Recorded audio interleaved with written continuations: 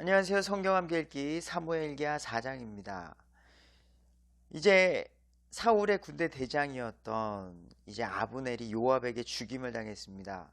사울도 죽었고 아브넬도 죽었고 이제는 힘이 없는 이스보셋만 남게 되었는데 뭐 실질적으로 이스보셋은 왕이지만 아무런 능력이 없던 사람이었단 말이죠.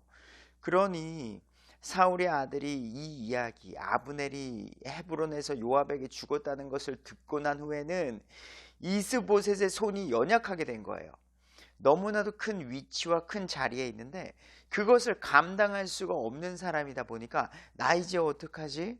이제 어떻게 해야 되는 거지? 나 죽게 되는 거 아니야? 주변 나라에부터 나 죽게 되는 거 아니야? 이제 마음이 약하게 되고 연약하게 되어서 모든 이스라엘 사람들이 근심하게 된 겁니다. 아브넬이 실질적인 리더는 아브넬이었단 말이죠. 그 사람이 죽었으니까요. 사울의 아들에게 무리의 대장인 두 사람이 있었습니다. 바하나라는 사람이랑 레갑이라는 사람이었는데 베냐민 자손에 속한 사람이었는데요. 이 사람이 보니까 이제 끝났다. 희망이 없다. 이스보셋을 가지고서는 나라를 이끌어갈 수 있는 가망이 없다. 아브넬도 없고 어떻게 하면 좋을까? 고민을 하다가 결국에는 어떻게 해요? 저 다윗에게로 넘어가야 되겠다. 지금 이스보셋과 다윗 왕과의 전쟁이 있었던 그 시기였기 때문에 지금 바하나와 레갑이라는 사람이 이제 다윗 편에 들기 위해서 어떤 일을 하느냐? 이스보셋을 죽이려는 계획을 세우게 됩니다. 자, 그 전에 우리 4절을 보면은 우리 다윗과 너무나도 친한 사랑하는 사이였던 사울의 아들 요나단이 있었죠. 자, 사울의 아들 요나단에게 발을 저는 아들이 하나 있었습니다. 그 사람이 이름이 뭐냐면은요. 요나단의 아들 무비보셋이라는 사람이었는데 그냥 유모가 그를 안고 도망하다가 급하게 땅에 떨어뜨려져서 발을 저는 조금 신체적인 어려움을 겪고 있는 요나단의 아들이 등장합니다. 이 이름이 등장하는 것은 나중에 지금 이스보셋이 죽게 된 후에 그 뒤를 이어서 또 다른 왕이 나타난다면 누가 될 것이다? 무비보셋이 될 수 있다는 가능성을 열어두고 성경이 무비보셋을 등장시키는 거예요.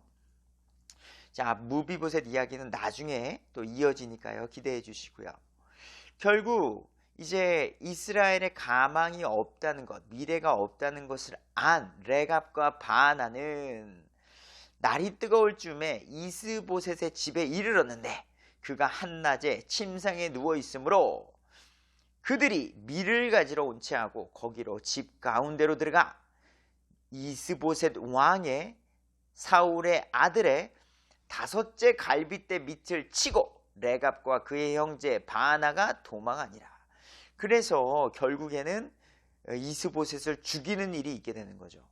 지금 성경에서 계속해서 5째 갈빗대 밑을 쳤다고 하는데 여기가 급소 같아요. 몇 번이고 지금 5째 갈빗대를 치고 죽였다라는 것 말하고 있습니다. 그들이 집에 들어갔을 때에 그가 침실에서 침상에 누워 있었죠. 이스보셋이. 그래서 결국 그 이스보셋 왕을 쳐서 죽이고 그의 머리를 싹둑 벤 뒤에 그의 머리를 가지고 밤새도록 평야를 지나 도망하여 누구에게로 갔을까요? 정치적인 사람들이고 계산적인 사람들입니다. 내 편이 이제 망했으니까 어떻게 해요? 상대 진영에 붙게 되는 거예요. 상대 진영은 누구예요? 그럼 다윗 왕 진영에게로 가져가는 거예요.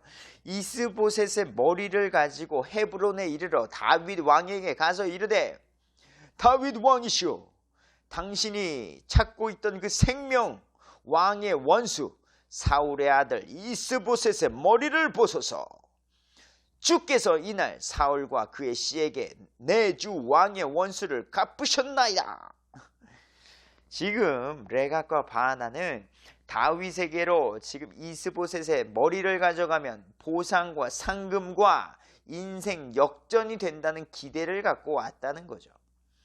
지극히 세상적인 사람들이 이런 걸 좋아합니다. 이런 걸 좋아해요. 아부를 떨고 그들에게 잘 보이면 무언가 콩고물이라도 떨어져 먹을 수 있을 것 같은 계산적인 생각. 근데 다윗이 과거에 했던 그대로 말합니다. 9절. 여기서 생각해 볼게요. 지금 레갑과 바하나가 하나님의 이름을 말해요. 주께서 했다는 거예요. 주께서. 이스보셋을 죽인 게, 다윗의 원수를 죽인 게 주께서 갚으셨다라고 말을 하는데, 자, 여러분, 많은 사람이 이거 하나님이 하셨다라고 말하는 그 일을 진짜 어떻게 알 수 있을까요?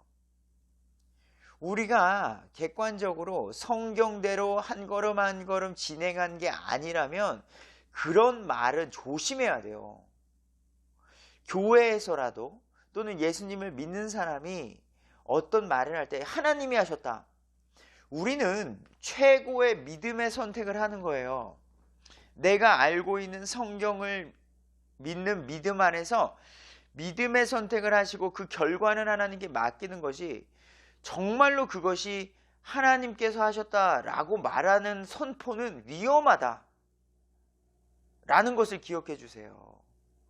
네. 그건 하나님만 아시는 거예요. 저 진짜 직통계시록 구약시대에 하나님이 시키신 일 이외에는 지금 우리는 믿음으로써 한 걸음 한 걸음 나아가는 거예요. 때때로는 실수하고 때때로는 잘못 선택할 수도 있어요. 근데 그 모든 것을 하나님이 하셨습니다 라고 말하는 건 주의해야 된다, 이 말씀을 드리고 싶습니다. 9절.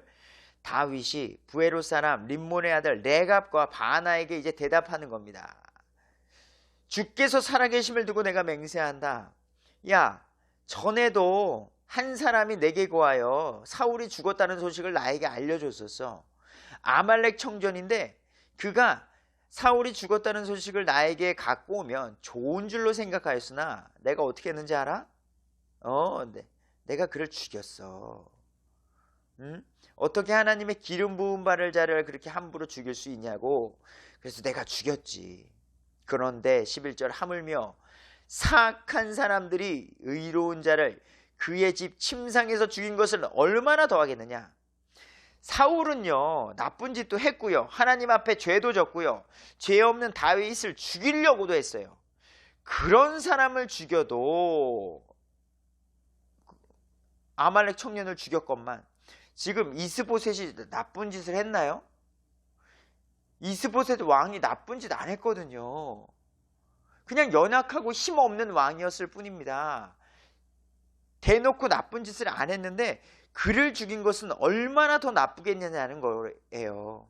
그런즉 이제 내가, 다윗이 말합니다, 그의 피를 너의 손에 요구하여 너를 땅에서 없애지 아니하겠느냐. 내가 너를 지금 죽여버리겠다 라고 다윗이 선포하고 있는 겁니다. 자기 청년들에게 다윗이 명령하고요, 그 청년들이 그들을 레갑과 바하나를 죽이고 그들의 손발을 베어 헤브론에 있는 연못에 매다니라. 이런 일을 하지 말라고 경고하는 거예요. 그러나 그들이 이스보셋의 머리를 가져다가 할 수 없이 죽었던 이스보셋 왕 사울의 아들은 그의 머리를 가져다가 헤브론에 있는 아브넬의 돌무덤에 묻으니라. 그래서 그를 또 장사 지내는 이야기가 있게 됩니다. 우리 이제 5장에 드디어 이스라엘이 유다 지파만을 통치하다가 이제는 온 이스라엘을 통치하는 이야기가 있게 됩니다. 하나님의 계획하심이 이제 점점 더 이루어지는 그 이야기가 시작됩니다.